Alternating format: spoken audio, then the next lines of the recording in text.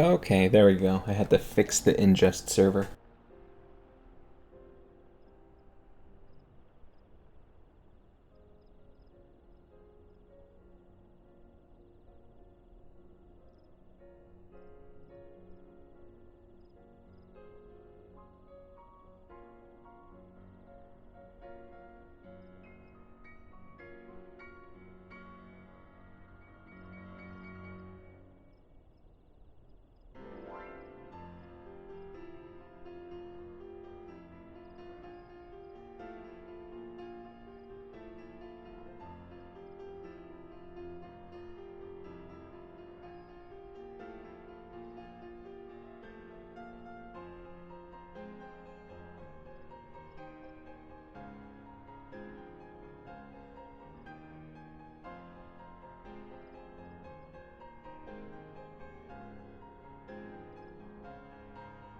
All right, it is 3:01 p.m. Pacific time. This is a Stage Reborn Live's online acting workshop. We are going to get started here.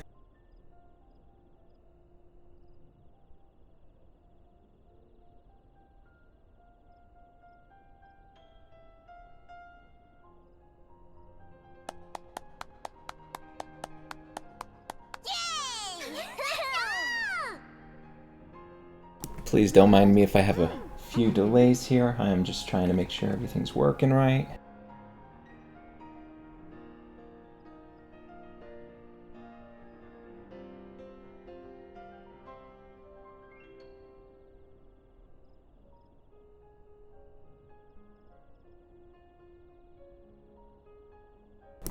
Okay. YouTube stream is up. We're here on Discord, which I probably should have an overlay on the stream. That was an oversight. So if there's any technical errors or stuff, please let me know on YouTube chat. Let me know in the Discord server. For those of you that are joining us over YouTube or Discord chat, there's a room called Workshop. You can see a bunch of people on the Discord room called Workshop. If you join that, it opens up a channel for text called Workshop as well. You can use that to text chat about the workshop. You can use Discord voice for push to talk, to ask questions or talk during the workshop. YouTube chat I'll be keeping an eye on. But then we also have in-game chat here on Final Fantasy XIV, which is the in-game portion of our workshop.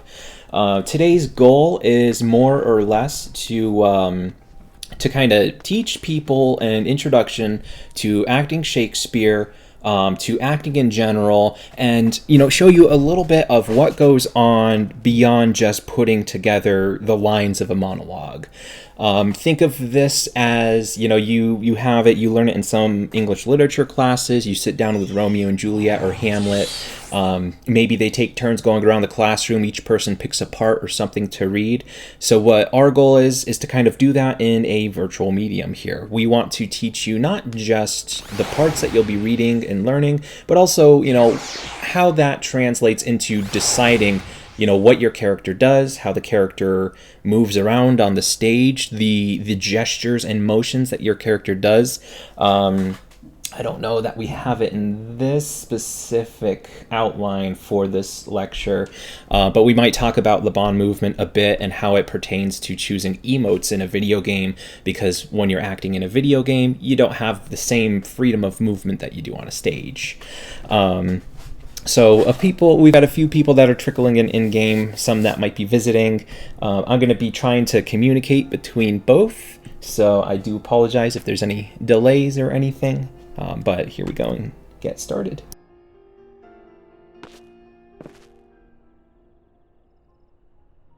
So before the workshop started, I actually put together just a really short, it's not super tailored, but it's an introductory welcome message using emotes and so on and so forth. So a lot of this kind of stuff is what you're probably used to if you've done creative activities in Final Fantasy XIV, pairing up an emote with some chat lines and making that work. We're going to dive just a little bit farther into that. So the first topic we're going to touch upon is, picking out a monologue. And so picking out a monologue is going to be, a lot of people, especially for those that are doing this for the first time, they're like, okay, what exactly is a monologue? Where do I go when I find a monologue? We have a couple of resources that we've linked in the workshop. You'll find it in the pinned post for monologues and glossary. The glossary is going to be something that we pick from later. The glossary is going to be what we use during the language portion to help us kind of break down and understand, for those that are new to Shakespeare, you might be like, what the heck are they saying? We're going to dive into that to help show you where you can go. A lot of this is actually easily available thanks to the internet and communities and stuff. There's a lot of stuff like modern translations of Shakespeare, where they take Shakespeare and they turn it into like an actual, how it would be recited today in a conversation.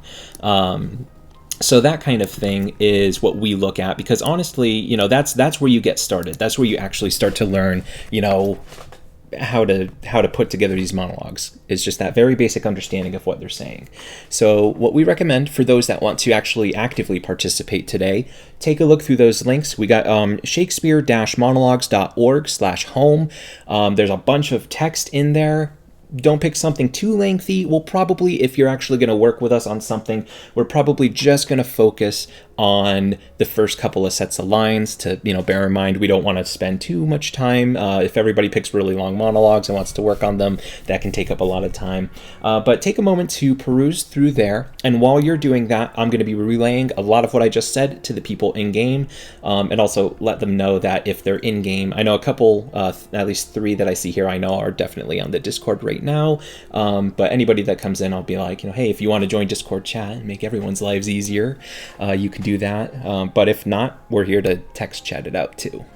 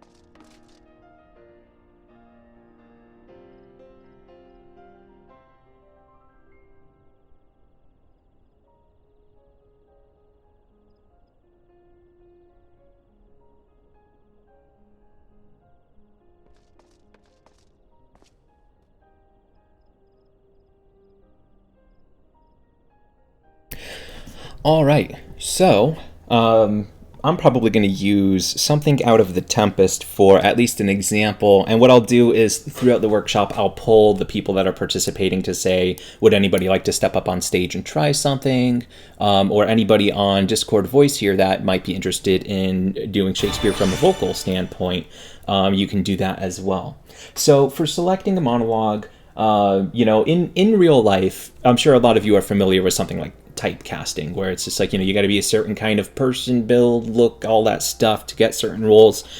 Cool thing about on video games is all that is very fluid and flexible. I'm a proponent of changing up things to make the characters, to adapt characters in such a way that anybody can be anybody in a play. It's a great challenge, especially, going away from the traditional notion of each character in a text, how they're portrayed.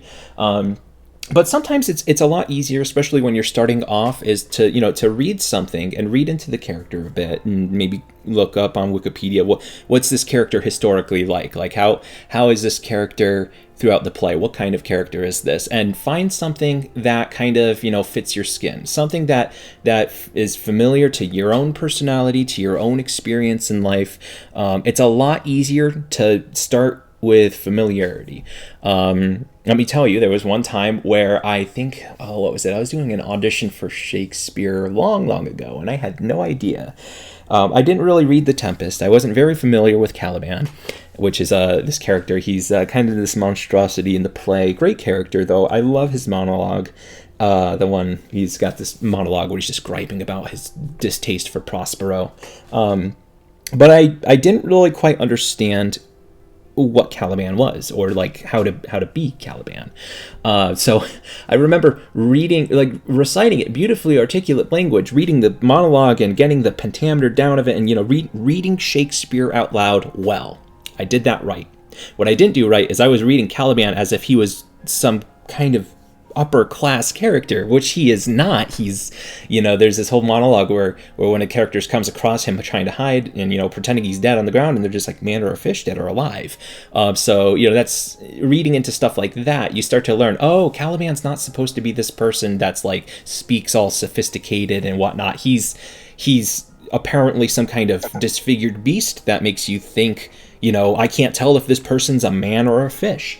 So when you go through a monologue, try, don't just pick out a monologue because it sounds cool, but you can spark notes the character and say, what is this character doing throughout the play? Is this a character that, I think I am familiar with what they say and do, that I could mimic and portray that?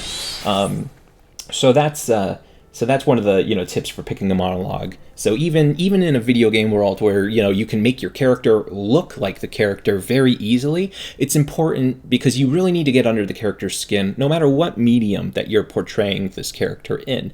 So you want to pick something that especially from a beginner standpoint, you want to pick something that's easier for you to get into. As you do these kind of things over the years and get used to it, that's when you can start taking characters that are absolutely nothing like you and start to get into those. That's where the great acting comes, because then you get the people who do this, like horrible villains on stage, and then you get off stage with them and they're like these bubbly, happy people. For those of you that might be familiar with Breaking Bad, take a look at the cousins in Breaking Bad. They are nothing like their characters in real life, and it's entertaining reading interviews about them. That gives you kind of an insight into, how that develops. But anyway, so I'm going to give you a little bit more time, and if anybody has a monologue that they've picked out that they're like, oh, I definitely, maybe there's 2 lines, 3, 4 lines that I want to do of this character, and I want to do them really good, and you want to work on them, let me know. Let me know on YouTube. Let me know on Discord workshop chat, if you're watching in game and stuff. Let me know in game as well, and we'll take a look at using your bits of the monologue for developing on. Like I said, I'm probably going to be using one of Caliban's monologues from The Tempest. Very few lines. It's the monologue that starts with all the infections that the sun sucks up from bogs, fens, flats, and prosper fall, and make him bite and smell the disease. That's actually probably the exact lines I'll be using. So, and another thing, if you can't pick anything and you're just like, I'm just going to do what Wanderer's doing, or if 2 people in the audience here pick the same exact monologue, if everybody picks the same monologue, that's entirely fine. Because one of the things is, one person might see something in a character another person doesn't see, and that's important to do too. It helps keep you looking at the character from all sorts of different angles. So don't worry if you pick the same monologue as somebody else. It's about the acting. So another pause here while I relay some of this into the game, and then we're going to go and start doing language analysis.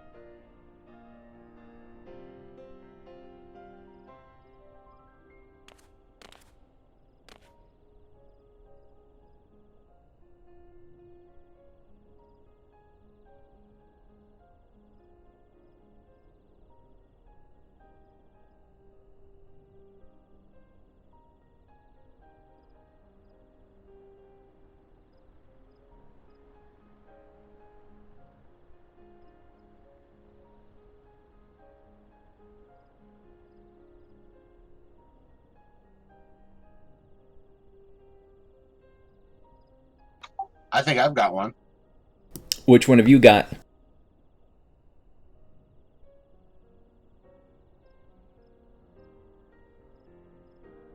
It's from Midsummer, when Bottom wakes up after his whole thing with Oh, that's Oh, a that's a good good one. one. I'm still looking to see what I want to do. I'm trying not to do another Midsummer one, just because I've gotten too familiar with the script. I'm kind of leaning towards something from Hamlet, but it'll be weird doing it all Lala. That's okay though.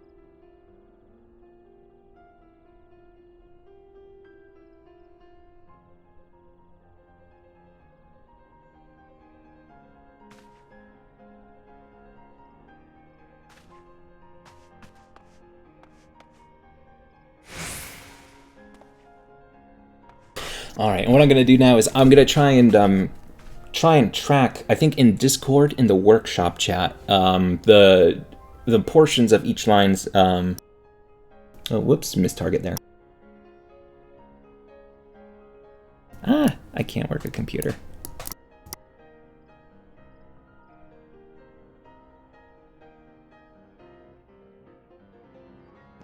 Oh, I think I figured out what I'm gonna do.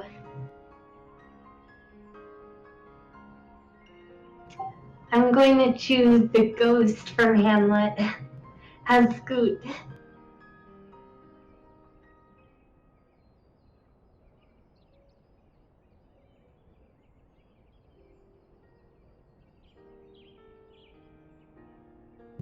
Telling Hamlet, I think, the entire story. It's really long, so I'm not going to do everything, but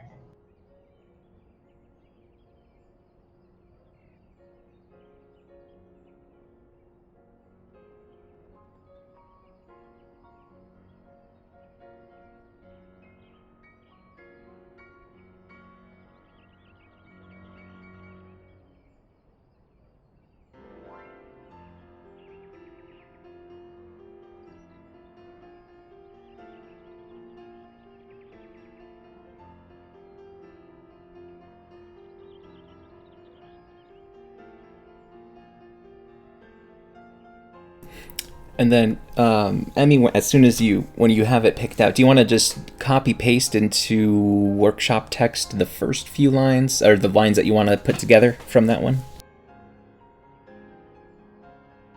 sure, I'll actually take the end of that monologue. So let's post it in the workshop. And same with you, Sean.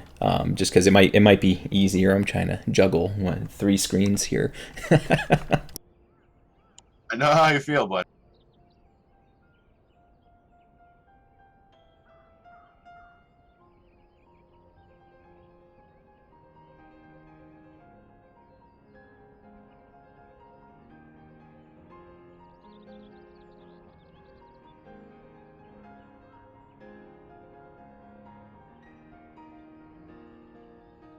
Do you only want the first 3 lines or the first couple lines? Well, I mean, we're probably gonna just do the first like 3 to 4 lines. We could, if one of the monologues becomes more of the focus of the workshop with all the stuff that's in it, we can do more. But I don't want to do too much, and just that way, if we have, if we have four different people with monologues, we can do a couple lines each.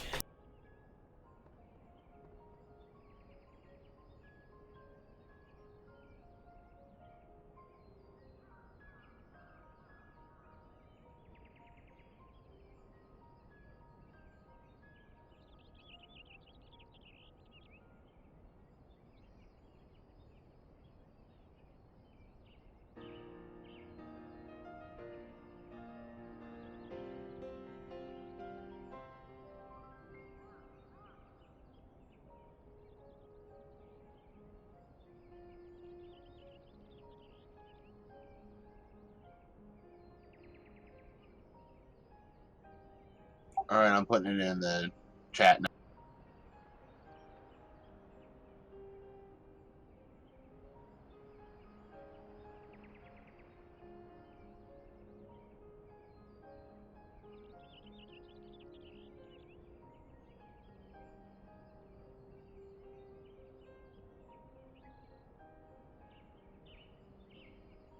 All right, well, chat is going to be getting those texts posted here. I'm going to type in game, and you'll be able to see on the YouTube. I have the chat log set up kind of like subtitles.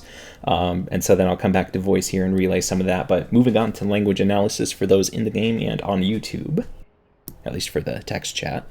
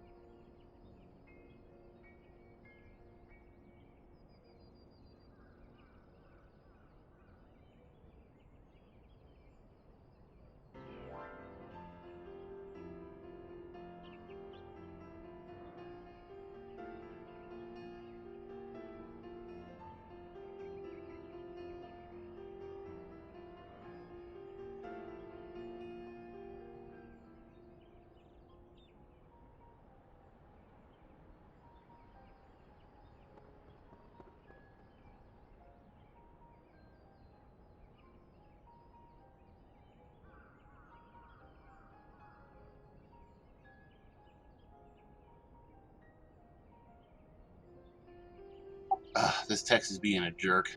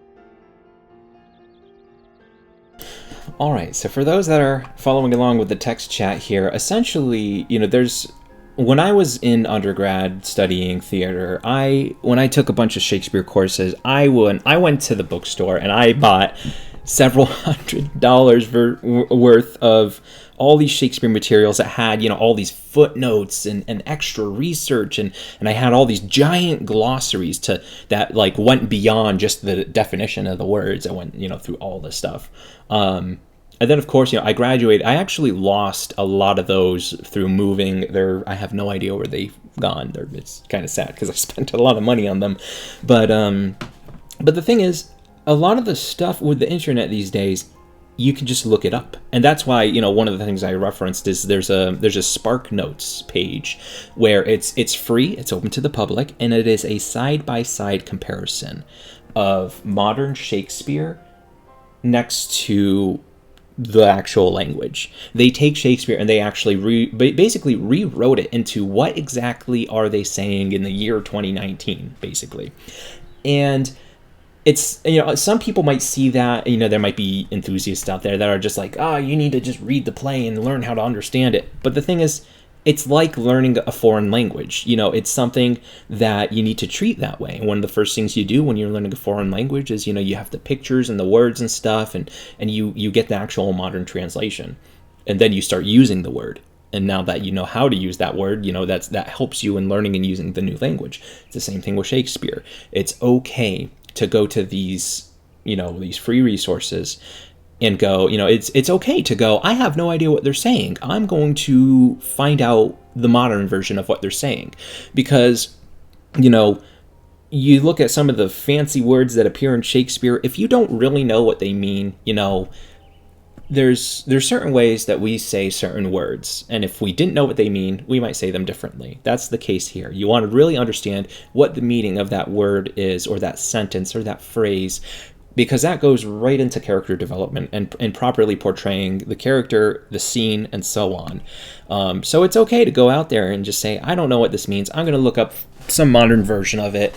Videos are helpful for that as well, for those that are more visual learners. I did a lot of that for some of Shakespeare. I would actually go and watch multiple versions throughout different decades. I'd watch maybe a 1980s VHS of Shakespeare, and then I'd watch a recent, another university that recorded some stuff on YouTube. I watched their version of doing it, and I would kind of try and pick out the difference and say, okay, how is this character saying this?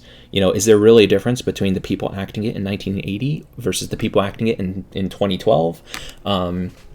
And so, it's okay to look outside the text to understand what's in the text. The same way it's okay to use Duolingo to practice your Spanish, which is one of the things I do. I don't take a Spanish course because, well, I took it for several years. I want to take more. But you don't have to rely on traditional routes to learn what it is they're saying. So let's dive into, we've got the monologue texts here in workshop chat, and I'm gonna pick on people from the order that they posted in. So I'm gonna start with Emmy here, and kind of go through the first, we have the first 3 lines here, and I'm gonna have her post them in game chat, and then we're gonna talk about them, what is it that they're saying, what is it that you think they're saying, and then do a little research to figure out, what the modern version, what they're actually saying is. So Emmy, actually, I'll let you choose the vehicle of your interest if you want to say the lines here, if you want to do them in game. Your choice. I'll do it in game, I think. All right.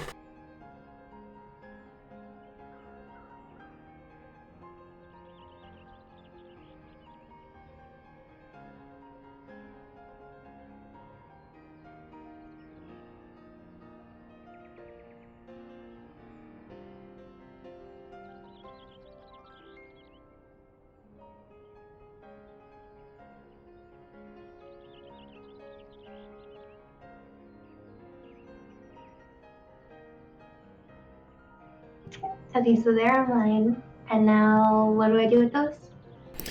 So basically, we're just going to go through them and kind of give me your general understanding of what you see them saying.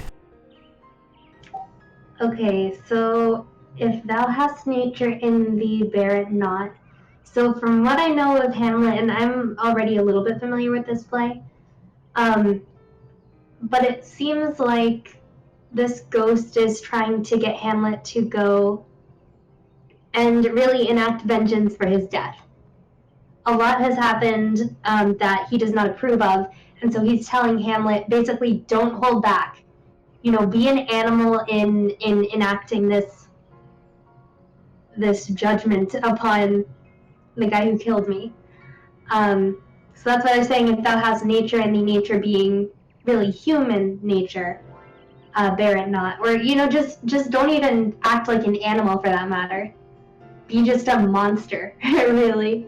So what I'm basically, and we can even boil this down to be even more simpler. Basically, the ghost is going up to Hamlet and saying, if you are human, you're gonna do this. If you're not human, you're not gonna do this. Like, it's like, do you have some humanity in you, almost? Mm-hmm. Do not let them get away with it. Yeah, and then the whole "let not the royal bed of Denmark be a couch for luxury and damned incest." I mean, it's expressing the disapproval, really. The ghost was the former king of Denmark. He's like, do you really want the people in charge of this nation to get away with this, to act like this? That's what I see in it. Just don't allow it.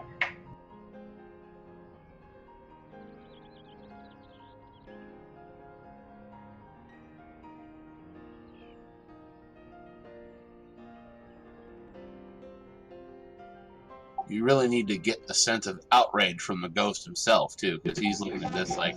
Oh, definitely. He's furious. Especially, like, even in modern day, in modern day speech, damned is not always smiled upon as a good word. Yeah. And so, so where did you go? And if you already knew this, because I know you said you were a bit familiar with it, but did you reference, was there any words in the original text there that made you look them up, or was there any resource that you went to help you understand more of the line? I wouldn't say that made me look things up, but the nature part in it really made me pause and think, what are we looking at here? What kind of nature is it? And then why say bear it not? So maybe we could go into maybe looking that up in its context.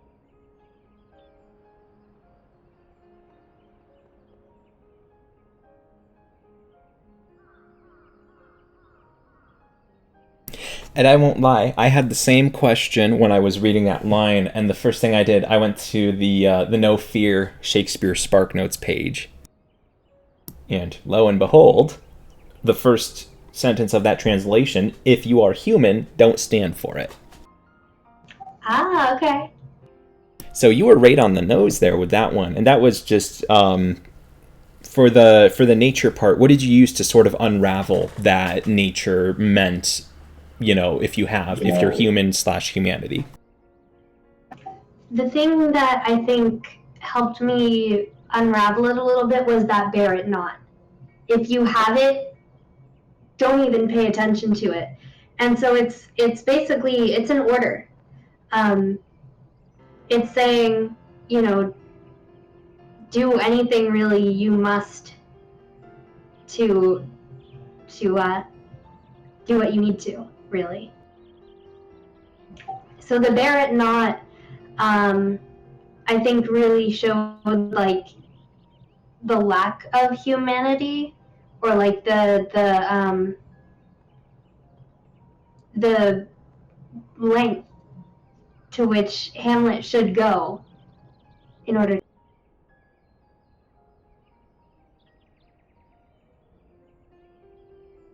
I hope that makes sense.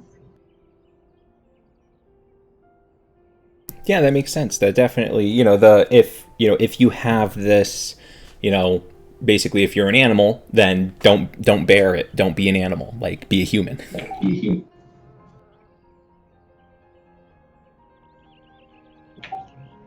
Oh, I was thinking, if you're human, don't be. Don't be in order to accomplish everything else that he's saying. That's how I interpreted it. Oh, that's an interesting way to look about it. Huh.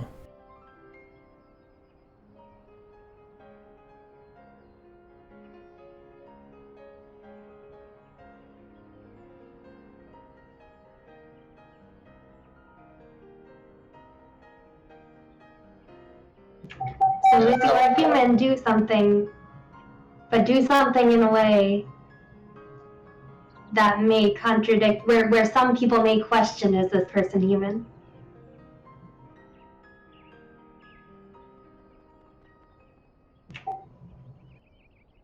Absolutely. But either way, you know, and that's one of the things where I'm talking about, if people have the same monologue, you can see all these different ways of seeing and reading it. But at the end of the day, I think all of us kind of got on the same page of, you know, this is a line where when those words come out, that if thou hast nature in thee, bear it not, that comes out with this sense of you instinctually need to be acting in a certain way. You need to do it. This is a call to arms, a call to action. And, you know, expressing it, you know, either way you look at it, using the No Fear Shakespeare translation or your own cues from the language, we all end up on that same page. And so that's why it's also important that, you know, you can, you know, as long as you're following some kind of trail, that's why they say that Shakespeare has, it's, you know, he basically, the stage directions are within the character's speech, because the way it's written is, you know, as long as you're breaking it down, you're all going to get to the same page. That was a really good example there.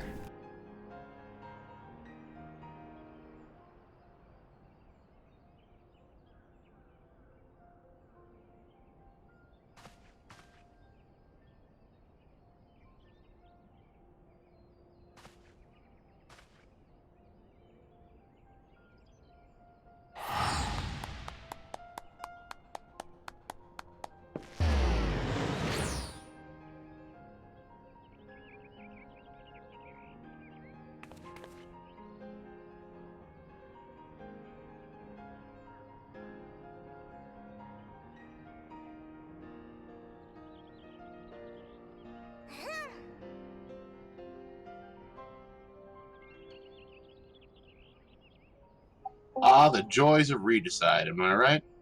Mm-hmm. Oh, and we have a Chili joining us. How you doing?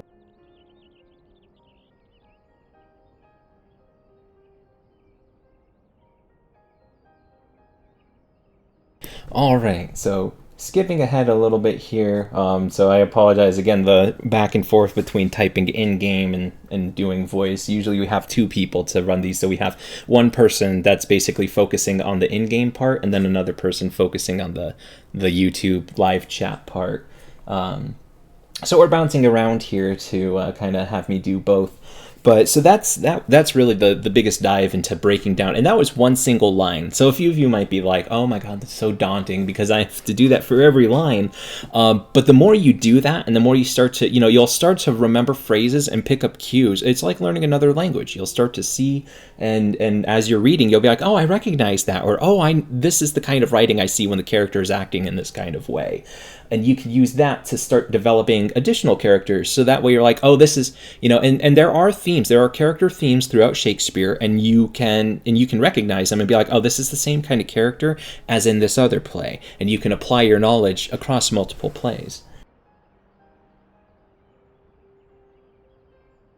So now I'm going to skip ahead a little bit because, you know, I don't want to drag everybody through something that's relatively simple, which is just general character background research. I'm going to end up skipping ahead to Magic If, but I'm going to say something brief and then I'm going to type it in game here.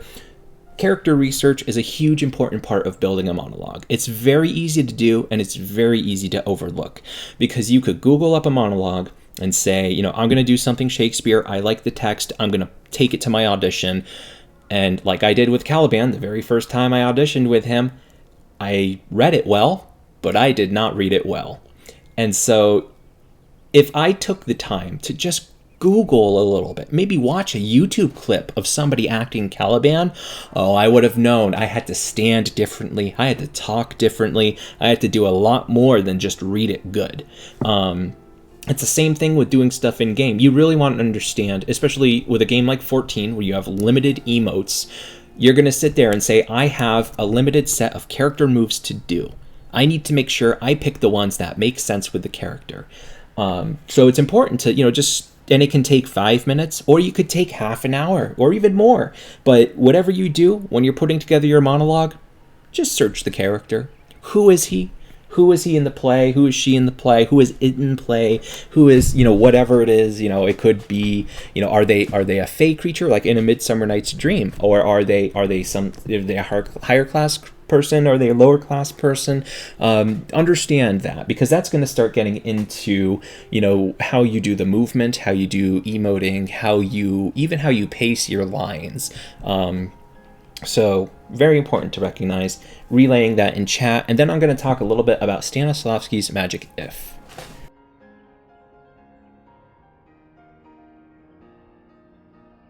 Hold on to your hats, ladies and gentlemen.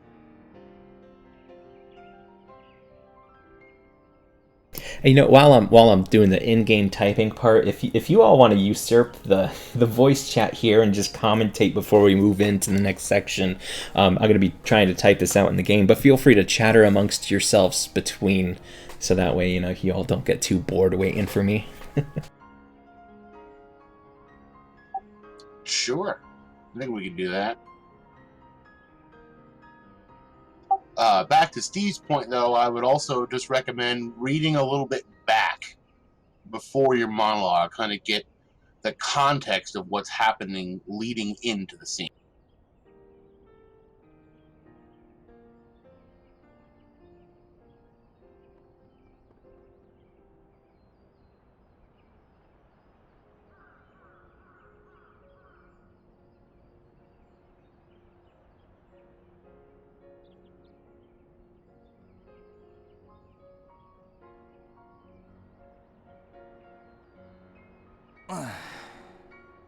You chose a really great monologue too. That's a deep cut.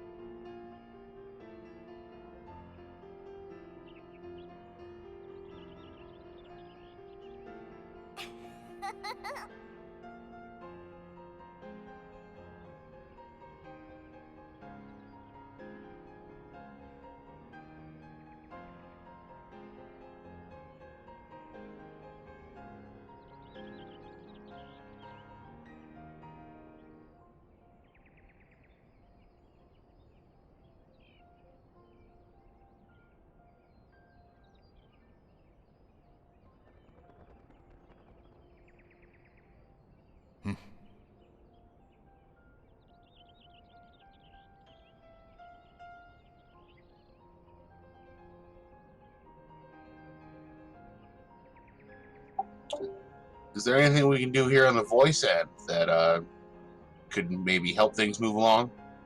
Keep this dead air from being... Oh, not really. I mean, last time what we did for the workshop is we had Pat and I, and we would trade off. One of us would type up the workshop bit in the game, and the other person would be talking it on the workshop voice at the same time. But I just have me for today, so I'm kind of doing both.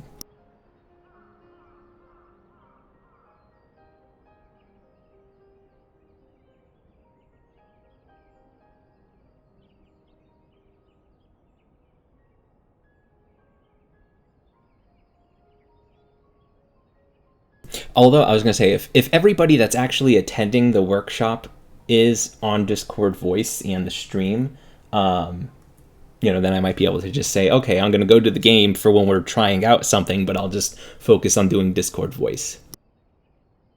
That might be something to keep in mind for future workshops, I think, too. Yeah, because I know we have, yeah. No, I didn't know I was just going to have me until like a couple days ago, so that's why I'm trying to just stick to the original plan. Okay, actually, we've got everybody that's attending here in the game is actually in voice chat, so I'm gonna do that unless I see somebody walk in. That's when I'll probably note and double check with them. But I'm gonna, just to help things move along, I'm gonna focus on voice and go from there. So Stanislavski's magic if. So Magic If is absolutely fantastic. It is one of the best actor's toolkit things, and it's used to help you understand your present character in your present situation using what-if scenarios. Now, this kind of really helps you get into the skin of the character, and you should basically, when you're using this, the idea is to pose Magic If questions that cannot be answered by knowing the script or character facts. You can only answer those questions by understanding being in the character's shoes. So if you're trying, so the idea is to put yourself in these imaginary scenarios. You can do them as writing assignments. You can use them, as kind of a writing prompt to like, one of the things we did in our theater program was we would do acting essentials, and some of that would be doing like, write an autobiography for your character, loaded with magic ifs, because if you have a character that has no backstory and they're 70 years old in the play, then you have to imagine, okay, well, now I have 70 years of this character's life to just make up. The text doesn't tell me that, so how do I do it? So you really have to get into the text and try and pull every cue out of the character to make up a story. And the great thing about the magic if is essentially there's no wrong answers. I mean, you want to make sure your answer makes sense to the character, but the magic if is really about getting outside the box, getting outside the script, understanding this character beyond just the lines that they have to recite. And so, make sure that when you're asking yourself these magic if scenarios, make them something that the text doesn't have an answer to. And like I said, do it as a writing assignment. You can write a paragraph that, this is what my character would say and do as a paragraph, as a little story, autobiography. An alternative thing that we did a lot in our acting classes is we would pose magic if scenarios, and then we would actually act them out. I can't remember the name of the anthologies. The Spoon River anthologies. A lot of what we did some magic if with those. And Spoon River anthologies are a fantastic anthology of all these different monologues, all these different characters. The monologues have facts about other characters and their monologues. And it's basically kind of like a whole town and a lot of history about the town, but split into all these monologues. And sometimes you don't understand your character's history, or even the town, unless you've heard all of the monologues. And so one thing you can do is, for a magic if assignment, is grab somebody, make them be a random thing in the play, and say, hey, can you, pretend you're this character? Or, I want you to, read this short paragraph and be this character. Or maybe it's a character that's not even in the play, but would exist in that universe. And then put your character in the room with them and act out a scene. Improv, just what is my, and force yourself to learn how that character is going to be, in various scenarios, because then you start to really understand, because at this point, you understand the lines, you've done your language research, you've done this is what it looks like.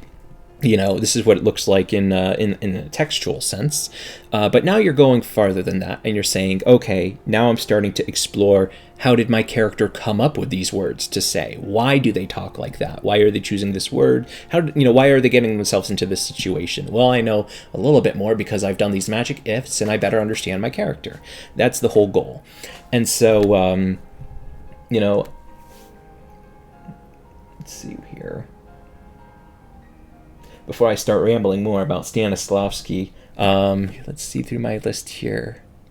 I guess I'm next. Okay, so I posted my little monologue bit, 3 lines that I'm going to do, so I will pick on myself next and give you a magic if over just chat here for Caliban. So luckily, I came up with this with Sean the other day, where I was talking about magic if while we were having a couple of beers and some wings at the bar, and I was talking about how would I create a magic if for Caliban. And so going back to my monologue, during that scene, I know he's been gathering some kindle and firewoods for Prospero, and he's very grumpy at his task, and he's all griping about Prospero. And so this is something he's done before, and to help me get into the mind of Caliban in that scene, I'm like, okay, Caliban has been on this island for I have no idea how long. I don't know how many times he's had to get firewood. I don't know how many times he's been tasked this task, but he is definitely at his ends of wit about it. Like, he is so grumpy in that scene. So I had to think, I can do grumpy. I can act grumpy. I've been grumpy in real life. But do I understand Caliban's level of grumpy? So what I do is I start to imagine myself, what if I'm standing, what if I'm like Caliban, and I'm just this creature that's like man or a fish, can't tell if he's dead or alive when he's laying on the ground, so probably my posture's not going to be that great. I'm probably a little jaded about everything. I'm already hunching in my chair at the computer imagining this.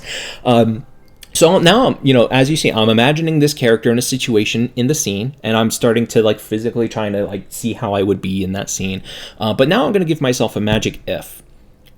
All I know is in this play, he's moving some logs and stuff. So in order for me to get exhausted and grumpy, I'm going to imagine, what if I have to carry 5 logs at the same time? Well, he's only doing one at a time. I'm going to imagine, what if I'm doing this 5 logs at a time? Like, what if maybe it's the first time Prospero ever asked me to go get some wood, and I'm like, all right, I'll go get some wood. I'm going to carry 5 at one time. Then I have to keep doing it.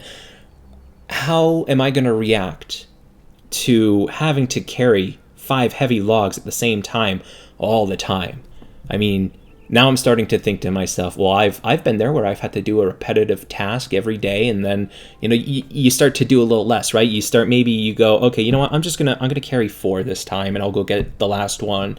And then you're like, well, I'll just carry 4, and hopefully he's good with 4. No, I have to get 5. Oh, okay, well, okay, maybe I'll just 2 at a time this time. I'll just get it done quicker that way and be less. And so I'm going through these scenarios in my head of all these different ways that carrying logs would annoy me. And I'm building up this grumpy resentment in my head. And that gets me to the point where I get to that monologue, where I am so mad that I want all the infections that the sun sucks up from bogs, fens, flats on Prosper Fall, and make him by inchmeal a disease. Get to that point. And you get to, and you can feel it, like when you get to that point with a character, you start to get that, you start to feel what they're feeling. You get that, you know, you're really getting your head into that scenario. So then how does this apply to a game like Final Fantasy XIV, where you have a limited set of emotes, and you're just like, okay, well, Steve, you really got a hang of Caliban's grumpiness there. So how are you actually going to portray that? And let's go into the emote menu here and take a look at what kind of things do we have to portray grumpiness. Okay, we have fume. Okay, so what does fume look like to you? That's one emote there. He's clapping his hands, angry face on there. Does that make it feel like, you know, I've already figured out the level of annoyed, grumpy, done with everything that Caliban is at this point. Does that emote right there kind of get that sensation across? No, maybe that's the 3rd time he's done this. Maybe this is the 5th time, or even the 10th time or 20th time that he's been annoyed with Prospero. But we're not at I'm done with it yet with that. We're not there yet. Let's try Furious. Okay, that one's closer. That one's getting a lot closer, but I don't know that's, you know, that's not quite there yet. He is really, I mean, when I did the Caliban monologue, and we actually ended up workshopping it in a Shakespeare class, the director for the class had us really, really, really dig in for that very first all. When our Aperture, this is a bit of a spoiler, when our Aperture Lab Savage trailer comes out, this is a monologue that's used in that. And that all at the very beginning, you'll see it there. So, you know, what you can do, the nice thing about games is you can kind of just go through and try and figure out, you know, okay, what one looks, and, you know, maybe Furious is the best one. We don't know. But fortunately, you can just click through all of these and try and figure it out. So this is probably the hardest part, that takes the most amount of time, figuring out which one of these is really going to get that across. And sometimes you have to combine them, you know. Probably not stagger. You know, that could work. I love that sound effect. The yo. Yeah. It always sounds like Goofy. But so now I look at surprise, and I'm like, okay, the sound effect isn't quite there, but like he's got that forward momentum to him. So I'm like, you know, when I'm at that point where I want to yell, and I'm like, I am fed up all the infections that the sun sucks up. You know, I want to really, you know, that maybe that's forward movement. And now and so, you know, it's kind of ultimately, and this is why it'll end up usually being, you'll have a director there, and the director will say, you know, maybe the director says that the fume emote here actually is enough to express what they want Caliban to express, and that Furious is they prefer few. Part of that's just dealing with the director and acting with under their direction because they have a vision for the play. But that's what you want to do. Is you get your character to that point where you understand and you can express what they're doing, and then you try to find the best movement that matches that expression.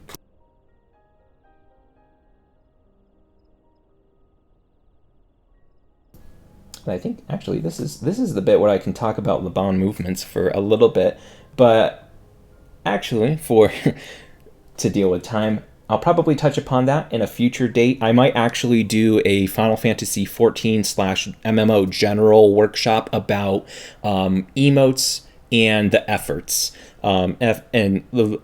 I apologize if I'm pronouncing this wrong, but Le Bon efforts are essentially there's all these various types of moving movement and whatnot that have these expressions to them, like splashing, dabbing, so on and so forth. Yes, dabbing is a Le Bon movement or effort. Go ahead and look it up. It's an actual thing.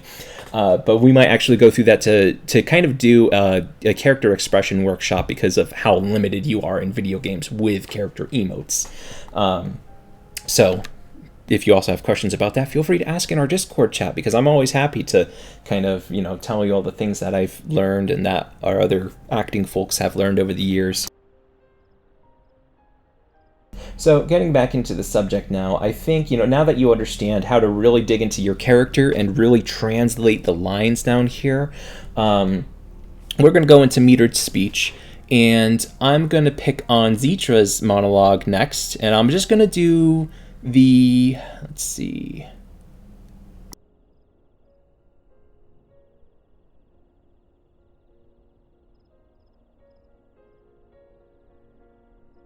I'll actually need a second to read over that to see, because I want to pick out if there's some specific language cues in there.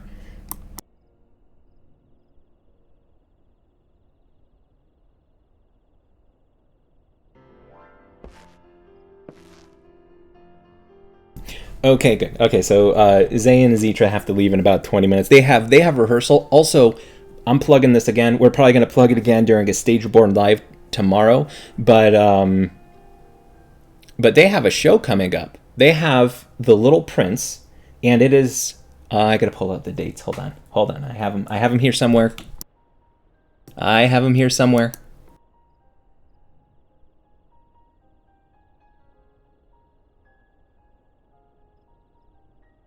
Okay, Friday, June 7th at 7 p.m. Central Time. Saturday, June 8th at 7 p.m. Central Time. Sunday, June 9th at 7 p.m. Central Time. And Sunday, June 9th at 2 p.m. Central Time. Plot 5, 9th Ward of the Goblet, Diablo Server, Crystal Data Center, Final Fantasy XIV. I believe they're also going to be streaming it as well. You can check out more information on their Discord server. Where's the invite link? Actually, Zay or Zitra, do you want to put it in text chat and say chat here? It'll broadcast on the stream. But they're doing a production of The Little Prince. Everyone's very excited for it. We're going to try and be there, I think, between the 7th and the 8th. I know a few of us have to change times, but A Stage Reborn is going to be visiting there. They've been working super hard in their production, and you'll get to see a lot of them have worked with us in the past. A lot of them have a lot of this theater experience backing them, so I'm very excited to see it. There we go. So Discord invite code is RZZTM4M right there on the stream here. So check them out. We're going to be checking them out, and it's going to be an excellent show.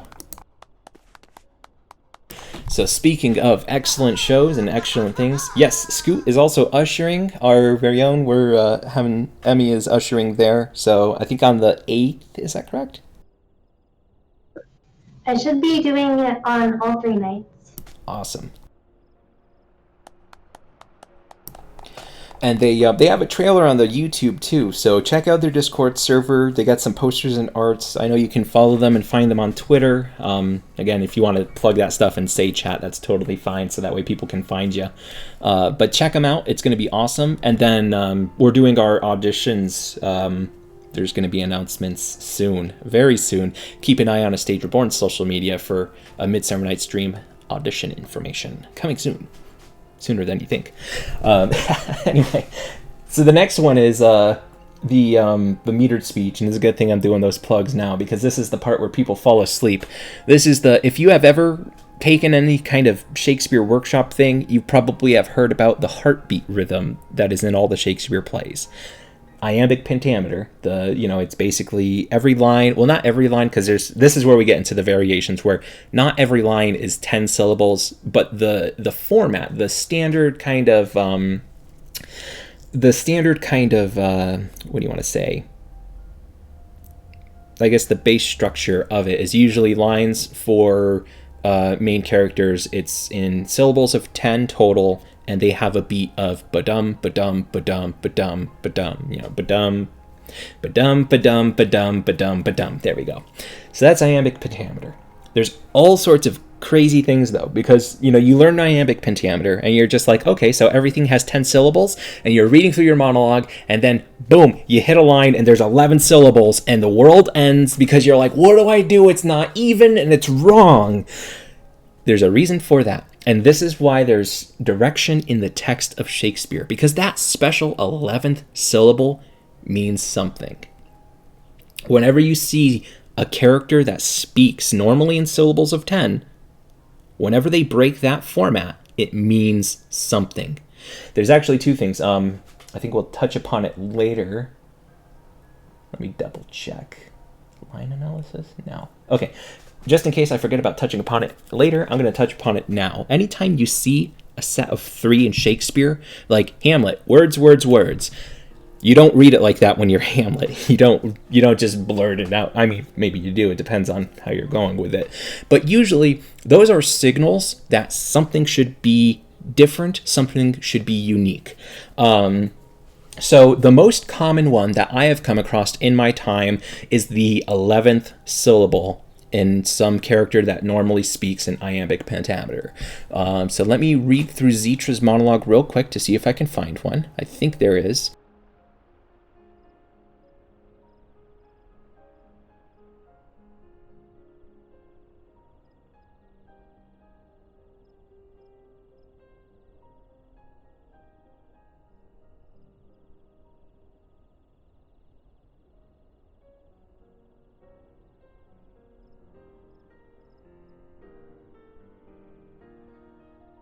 Okay, so what I'm doing here, I wish I put my webcam up because you'd probably all laugh at me. I have Zitra's monologue up on my laptop to my left, and I'm counting on my fingers as I'm muttering the lines as being like, okay, and what is int the nav for surfeit c? And this is also because that these characters generally speak with 10 syllables, like look at that third line. And what is int the never surfeited c? And so you might be like, okay, how do you say those words? That line, I'm looking at it, that's a 10-syllable line. So even though there might be various ways to say int with an apostrophe t, like you could try and expand it to say init, that would be 2 syllables, but because it's 10, that int is said as int.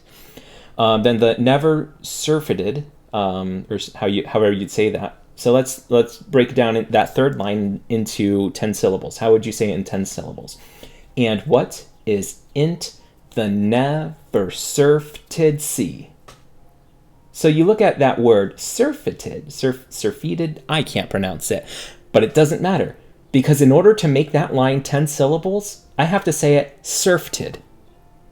So that's one of the really neat things about iambic pentameter is, if it's clearly not an 11-syllable line or some kind of shorter line or something special, then that some of those words are going to get truncated into being a single-syllable word. And this is where, for those that do like performance activities on video games like 14 plays, this is where it starts getting into line pacing, because you need to understand how are your readers supposed to read it. How are your readers, because a lot of these video game things, they're going to be reading the chat log like subtitles, like on our YouTube stream here. And so basically, you're thinking, how does this read to the reader? And this will help you, because then this will also tell you, if this is a longer than 10 syllable line, then maybe I want it to be on its own. But if it's a 10 syllable line and I'm trying to keep lines together, like one of the things we did with the A Midsummer Night's Dream script is we weren't sure if we wanted to combine lines, because you could fit, I think, 3 lines of Shakespeare iambic pentameter into one macro on Final Fantasy XIV.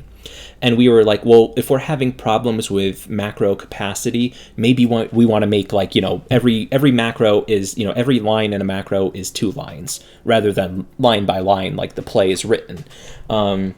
This will help you understand where to make those script edits as a writer for these kind of plays and adaptations, and also as a character actor, like an actor for doing the macros yourselves. You'll understand, okay, if I come across a line that is, very much an even 10 syllable, maybe I can fuse that line with another even 10 syllable line, because it's not going to disrupt the flow of how it's spoken, how it's read. But if it has that 11th syllable or some kind of special effect with it, you know that you're going to want to separate that line from the others because it has a meaning behind it. That's probably the most valuable tidbit of information from this workshop, so memorize that. So continuing through Zitra's monologue here, hath caused to belch up you and on this island. Oh, there's 11 syllables. Now let's take a look here. Is there anything that needs to be shortened? And reading it, it doesn't look like it. So now we know that the 4th line has that 11th syllable, and the 3 preceding lines are pretty even. So there's a few ways that you could probably break this up. So, depending on how you want to do the macro, you could do a macro in Final Fantasy XIV of this monologue with each of those lines are its own line with an emo, actions, abilities. Or, because that 4th line is an 11th syllable, and you want to make sure that that gets that emphasis, you could combine the first 2 lines, and then combine lines 3 and 4. And what that does is, even though you're making, what's normally a separate line into a longer line with another line, it's preserving the emphasis of that 11th syllable. Because you want your readers to hang on that. And that is what we call a weak ending. So in Shakespeare, there is a certain thing called a weak ending, and they usually end up, basically the way you read it makes you have an upward inflection or special emphasis. Oh, I just realized Zitra has a small macro for it, right? Yeah, actually, you know what? Zitra, why don't you come up on stage and go ahead and if you want to have a moment in the spotlight.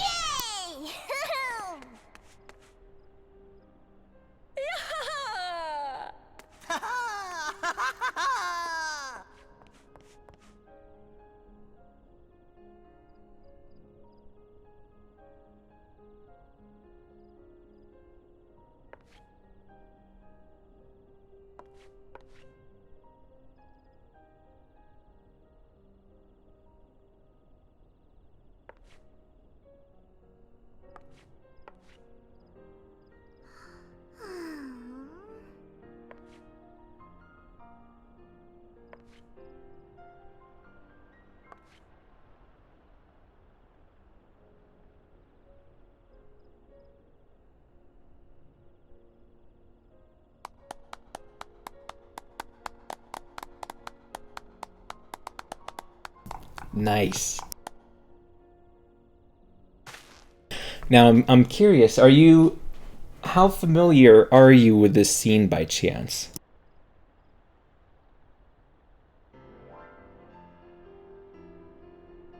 None at all.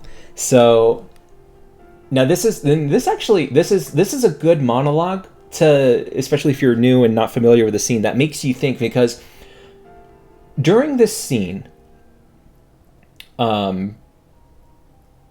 there's thunder and lightning, and Ariel appears on this ship, and it's like, this is and you can, if you read down later, there's a stage direction that Alonso and Sebastian, they draw their swords, so they're scared, and well, Yeah, there's because they think Ariel is there to kind of, well, actually, Ariel is there to cause a bit of a stir. They're pretty much sinking the ship in a tempest, and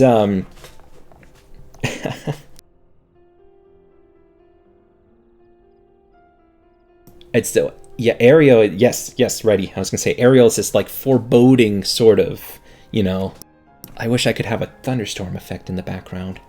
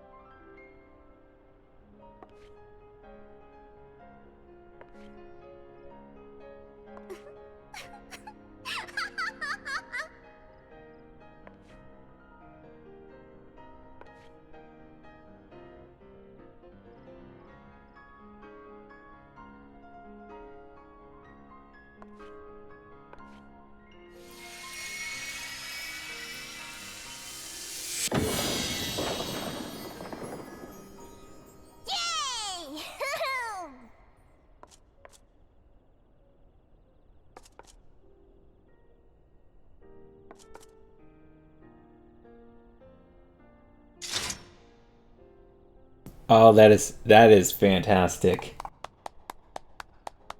So Ariel, and that's fantastic because Ariel in this scene is this foreboding. I forgot, they're not on the boat; they're on a part of the island, and that is, I mean, that's the effect. Like, they're scared of Ariel, and Ariel is there to, you know, lay down some law. And so that's, you know, from everything from that third line with the, I think it's the doubt emote, I can't tell, but it's the kind of pointed pointing, and, you know, this, you know, you almost imagine it as like, you know, if you could get into this video game and actually move your character around more naturally, you would be standing in a power pose, your arms would be out, you would be like almost looming over them. You know, if your character had magical powers, I bet you one of the things you're thinking is, oh, my character would be growing in size and looming over them before disappearing into the thunder and lightning. You know, and so that was fantastic, like very, very good. Yes, well done, well done. Yes. Ariel is definitely the sort that's very much like a boss. And so now so getting back down to metered speech, here's the curious part. What is that 11th syllable supposed to do in a monologue that's meant to be this foreboding boss? So if you take a look at it, you remember, so you know, it's a fourth line with a weak emphasis. Let's take a look at what Ariel is saying. He's saying before and after. So it's, and on this island where men doth not inhabit.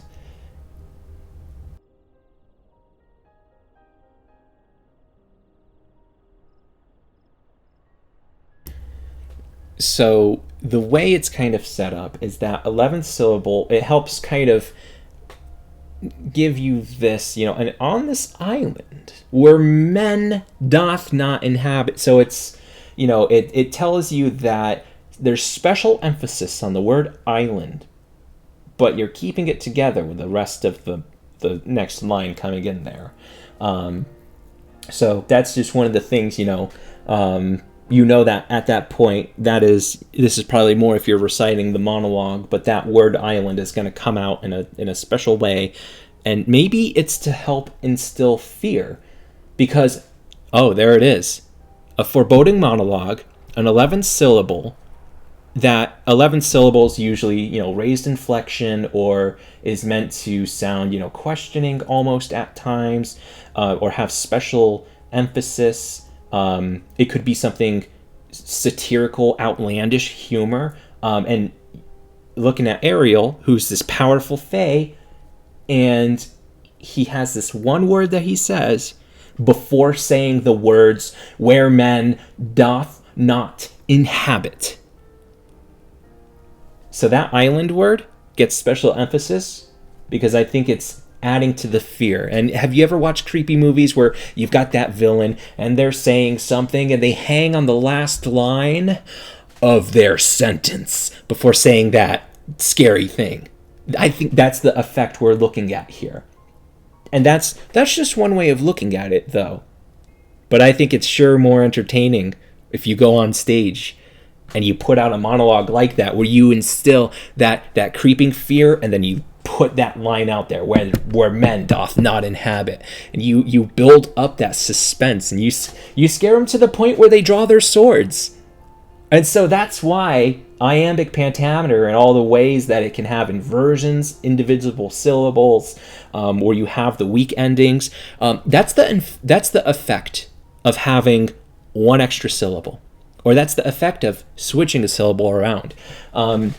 So I'm not going to pick on Zitra's monologue anymore, but I'm going to just briefly go over some of the syllables. So we have there's the traditional, which is the sonnet 12s. When I do count the clock that tells the time.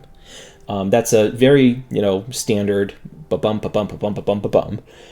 Then you have an inversion. Inversions flip the first syllable around, so that way because when you have a traditional bum bum bum bum bum bum bum bum bum, the first word doesn't really have emphasis. But sometimes you might be reading a character and you're just like, the first word that they say has a lot of emphasis, so should this be standard iambic pentameter? That's where inversions come in. For example, Richard III. Now is the winter of our discontent. That's the way you read it, because what they do is the standard way would be, now is the winter of our discontent, and you're like, that doesn't sound at all like something that would be even spoken at all in Richard III. But you flip around. It sounds like somebody's just galloping around. I know. That's a good way to get used to how Shakespeare reads, is like, read it while, actually we did this once. We read monologues while galloping around a room. I kid you not. We did that too. Yep, it's one of the most basic exercises. I encourage you to do it, even if you're doing video game theater. Read your monologue, even if it's not Shakespeare. Read your lines while galloping around, because it gives you a basis to develop a tempo rhythm. That's going to be something we get into about later on when we talk about script breakdown. But tempo rhythm, it's important to understand the pacing and the enunciation that your character is using, as well as, how does line A flow into line B? Because if you don't give attention to, this is a gross exaggeration of it, but imagine if throughout the whole workshop I spoke like this.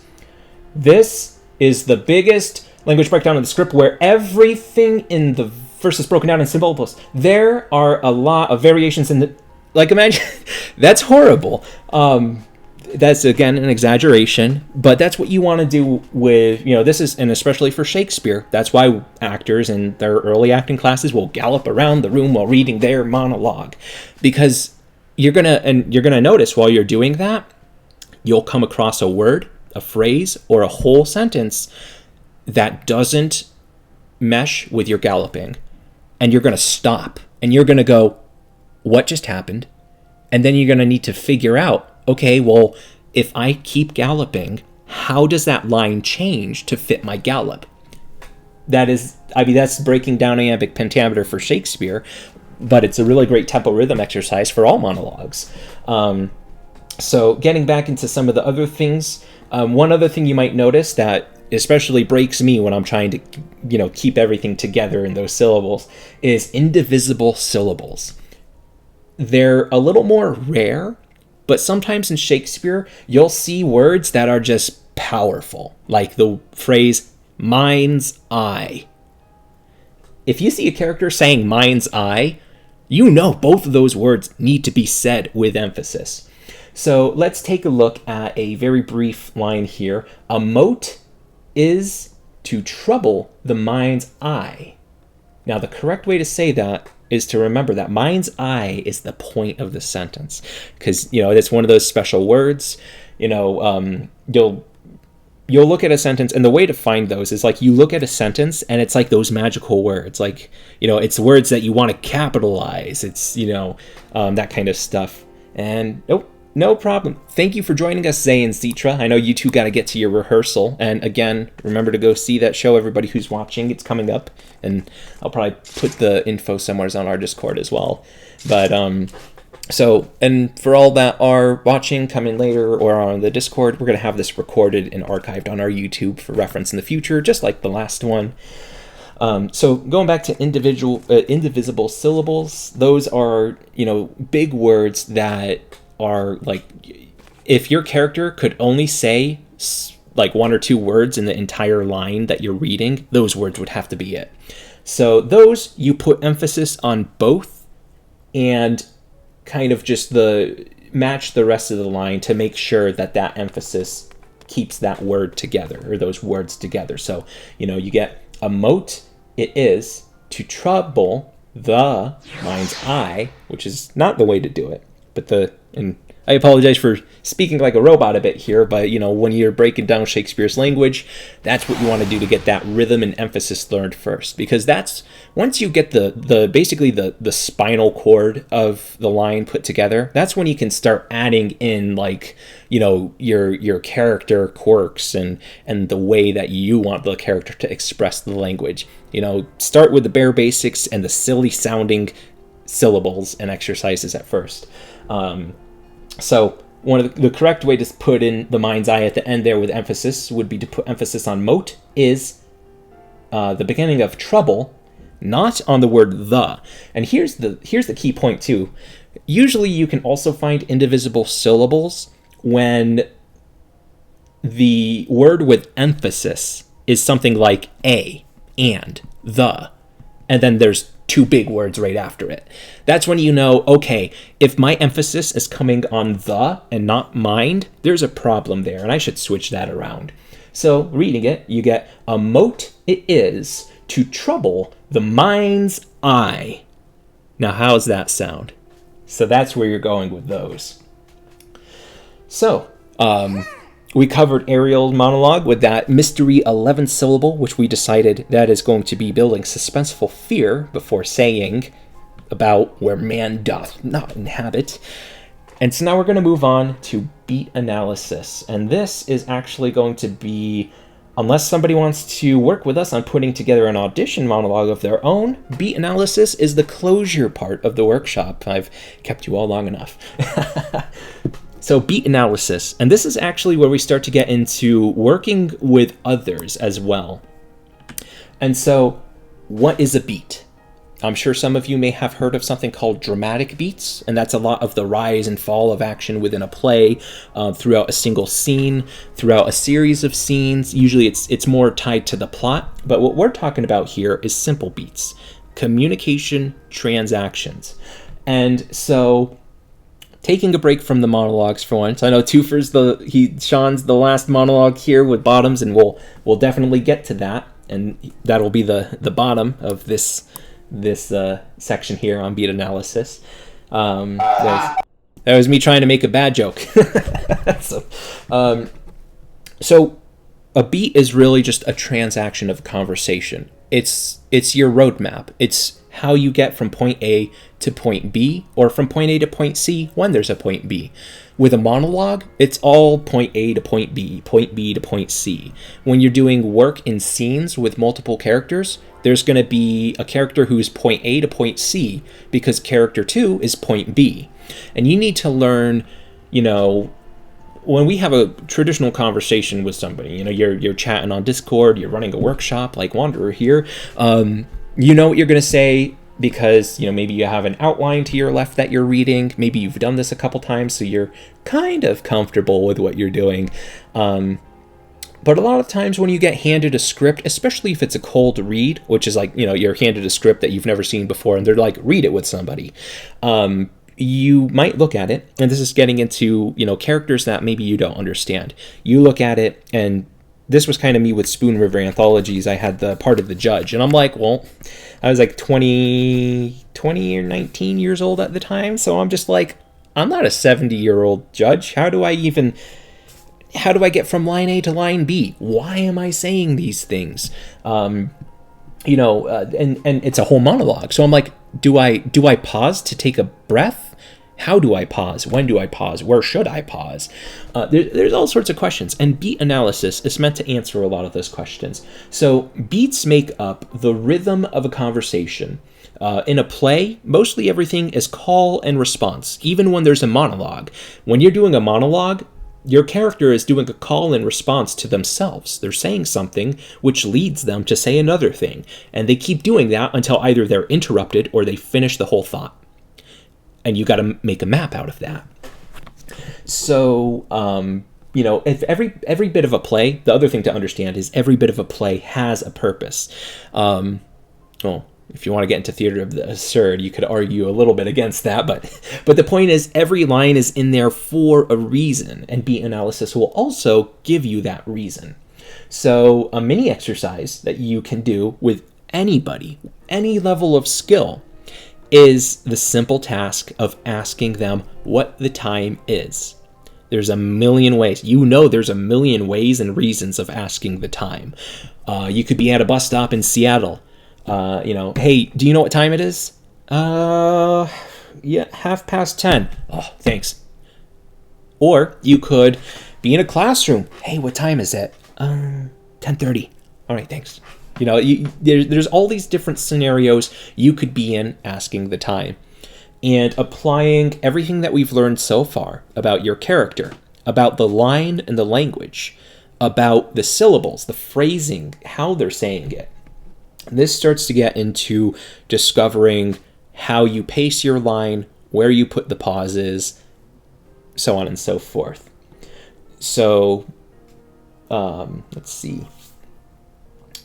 Probably actually going to skip the mini exercise because I pretty much just verbally explained it of there's a million ways to ask for the time. But one of the things to do is, in that simple exercise of asking the time, add an action verb to every single line. What is your character like? What action verb? And you can Google these. There's lists and lists of them out there. Just tack an action verb onto what your character is doing in that line, because that will help give you an idea of, if your character pauses or has a period, a comma, some kind of mark between words. Understanding how your character is delivering that line is going to help guide you to the length of the pause, how hasty or paced their speech is going to be. So let's see here. I feel like bottom's a good one to work with. Oh, yes, it is. Yeah, this one's going to be fun. So actually, you know what? Now I'm excited to go into that because I want to test some stuff with like voice reading of it. But I do want to, before we go into the bottom monologue, I do want to talk about line analysis really quick, because this is the part where I usually tell people, do this on your own as acting essential homework, because this is the stuff that takes forever. If you think this hour and a half of the workshop has taken forever, this is the actual part that takes forever. So there are essentially 5 breakdowns of every single sentence. I'm not talking every line. I'm talking every single sentence. If your character says, "Hey, period. What's the time?" ? That's 2. Arguably, you could put them together as 1 if you want. I don't know. It varies. It kind of varied when I was in undergrad. But the 5 things you want to break down with line by line analysis. What is your commitment? This is your intention. What are you doing? This is your physical action. How is your movement? This is your tempo rhythm, and this can also impact your speech. What is your truth? This is inner monologue. I'm sure a lot of people have heard that word. That is what it means. What's not the factual truth. This is going back to the magic if even. What is your truth? As that character, what is your truth? And then finally, subtext. What's really going on here? And for Shakespeare, this is basically the modernization of it. This is what's actually going on, translate the language into modern day. And So you do this line analysis line by line because, and it's a daunting task. I'll admit it's a daunting task, and for short characters where they don't have a lot of lines, I've done like 30 pages of these before.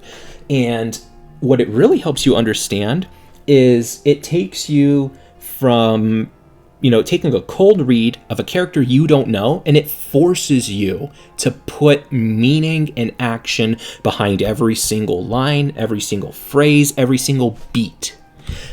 And that is the best part of beat analysis. Because if you do all that homework, you know this character inside and out. If you do all of these 5 sections that we went over in the past hour and a half, you're going to know your character well enough to not just do a monologue, but if you're in a situation where you're asked to do a monologue for a character from the play and they cast you as that character, you've already done half your homework. You just got to show up to rehearsals and memorize the rest of the lines, because almost all of this is what they are looking for when they're casting.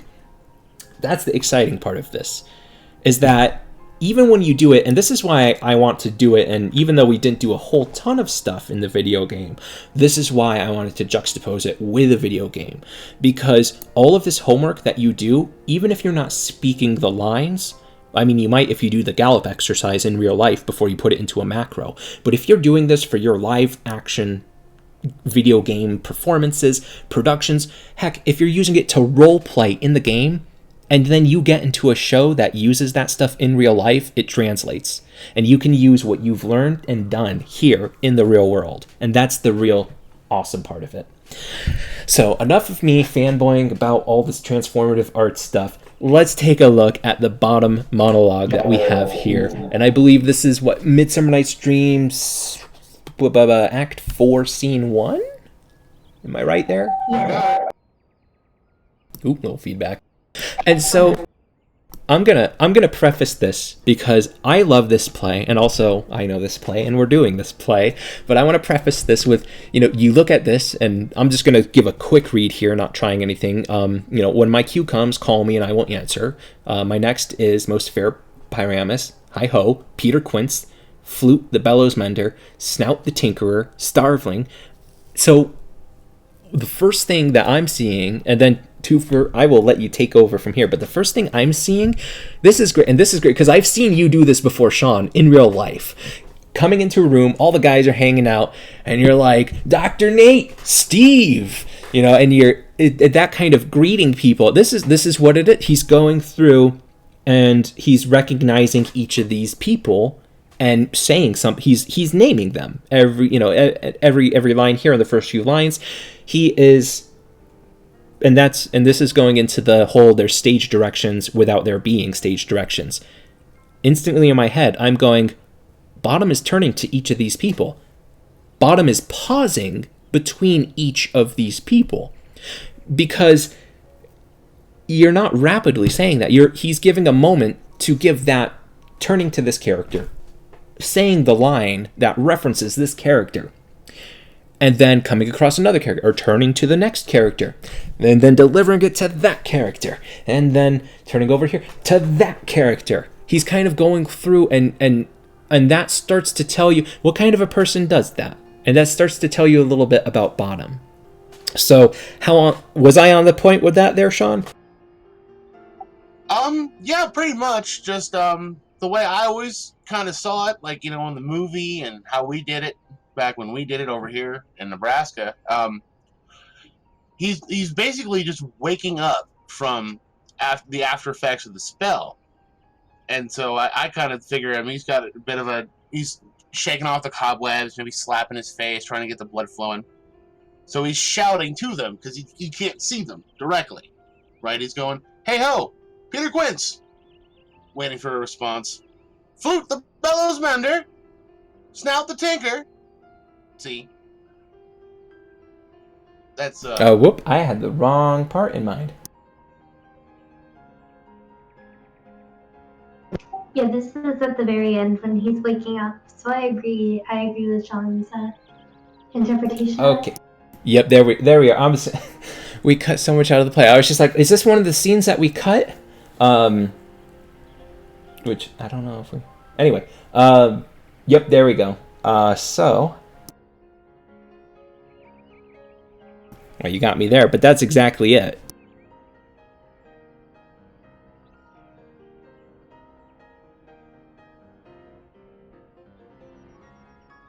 And this is just him musing to himself. Talking about what a crazy dream I just had. Maybe I'll tell Peter Quint and we'll write a show about it. Or better yet, we'll put it to music. Yeah.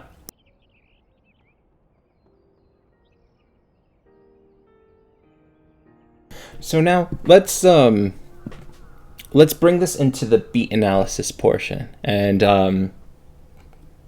I feel silly that I thought it was the different part of the play. Well, that tells you how much I know. But so you said, as he's going through here and he's shouting out, he's just waking up. He can't see him. He's shouting out to each one. I think I was in the wrong place for what's going on in the play, but the right place as far as, would you agree, it's sort of the, he's got kind of a beat in between each shout out, basically. Yes, absolutely. Because again, he doesn't see his buddies. He's looking for him. He just woke up in the middle of a forest somewhere, like coming off of a bad hangover or something. Mm-hmm.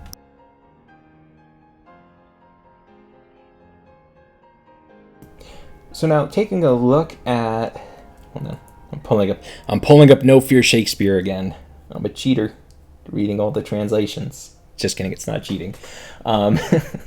So this one actually, it has question marks in the one that I have here. So I'm actually curious, because I know the one you pasted into chat has exclamation points, and it makes me wonder. With beat analysis, we're looking at this and we know, okay, so he's waking up, and there's some kind of beat happening in between each shout out. So that actually tells you, it doesn't say pause in between everything, but would you say that Bottom would pause to listen for a response? Absolutely. And then you can see he's calling out. Every beat follows with calling out for another person. And then before he go, God's my life, stolen hence and left me asleep. And then commenting about his dream. So, how would you see, beat by beat, how is your character kind of, because this is a monologue, so he's, the beat is with himself, the communication exchange is with himself, calling, waiting for that response, calling again, waiting for that response.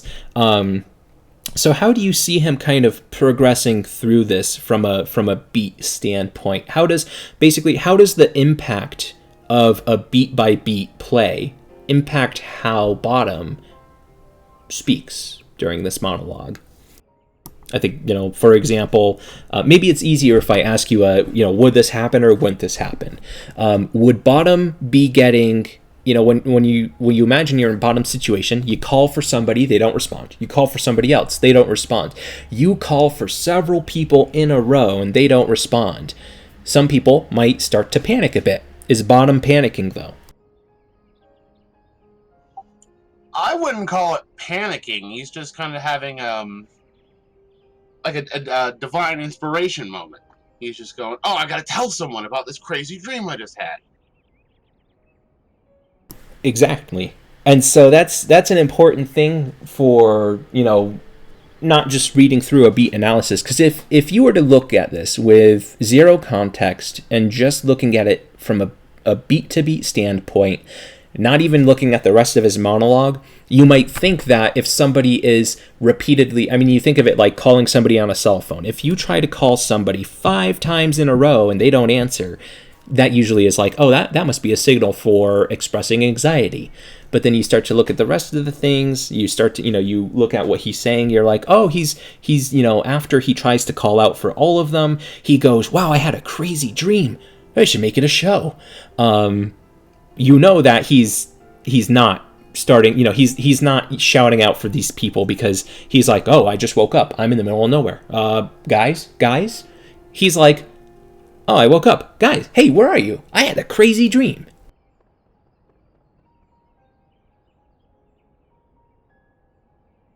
as I have had a most rare vision. I have had a dream past the wit of man to say what dream it was. Man is but an ass if he go to expound this dream. Methought I was. There is no man can tell what. Methought I was, and methought I had. But man is a patched fool if he will offer to say what methought I had. The eye of man hath not heard, the ear of man hath not seen, man's hand is not able to taste, his tongue to conceive. I want to pause you right there, real quick. Sorry to interrupt you, but... Oh wait, where was it? I lost my place. Man's hand. There we go. So do you all remember a little bit back when we were talking about a couple of special words that get their indivisible syllables? There's one of them, and that was applied very nicely. Man's hand is not able to taste. I'm sorry. I got excited because you nailed that perfectly, and I was just like, indivisible syllable. I got to talk about it.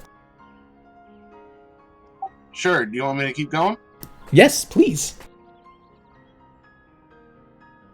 Man's hand is not able to taste, his tongue to conceive, nor his heart to report what my dream was. I will get Peter Quince to write a ballad of this dream. It shall be called Bottom's Dream, because it hath no. And I will sing it in the latter end of a play before the Duke. Peradventure, to make it the more gracious, I shall sing it at her death. That was beautiful.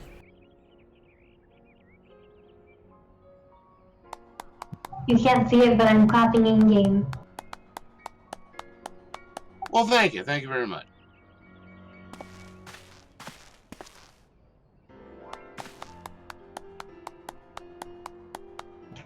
So is Chili. Well, and with that, I believe we have reached the end of our workshop here for the day. We've had some folks trickle in and out. I know Saturdays are a bit of a day, especially being the first weekend of June. But we are looking to do this workshop at least one more time before auditions for Midsummer Night's Dream close. For those that are watching, take a look at our social media and everything at about 18, 19, 20.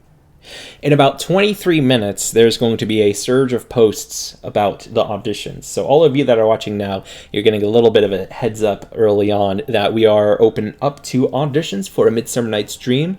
For those that attended here and did some monologue work with us and some learning with Shakespeare, your attendance counts as an audition. We are glad that you sat through here today. Please let us know, tell us in the chat. We saw a couple of you in the chat in Discord here and in the game. So, we're going to do another one of these because the traditional idea of doing an audition, running a monologue and everything in a video game at that, we know that can be a little nerve-wracking. So we do these, 2-hour or so monologue workshops, acting workshops, to give people an alternative means of auditioning for a play by showing that they are willing and able to learn some of the acting material and some of the work. And so with that, that's going to close off today. Please be sure to join us on discord.gg/astagereborn, or just type in the invite code astagereborn, all one word. You can visit our website at www.astagereborn.com. Follow us on social media, so on and so forth. Keep an eye out for upcoming workshops and things. And also, if you want to join our organization, we have a bunch of volunteer positions open. Go to ASR to join. That's asr.to/join. I'll type in a couple things here for you. That's going to list all of our volunteer opportunities. If you want to support what we do, go to ASR to donate. That'll take you to our donation page on stagereborn.com, or just go to stagereborn.com/donate. There's a list of all the ways you can donate. We are a 501c3 for making the arts more accessible through transformative works and opportunities like this, workshops to learn Shakespeare over Discord and video games. All the donations go towards our programs and activities and helping make the arts more accessible. So definitely consider. There's all sorts of things. Patreon, direct donations. If you're so inclined, you could even run a Tiltify campaign. And if you have any questions, reach out to us on social media or our Discord server. Till next time, thanks for joining us for Intro to Acting with Shakespeare. Have a good one, guys.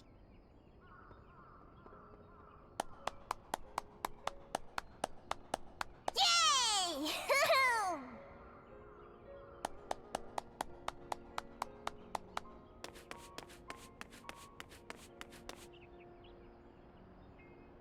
No, no, no, no, no.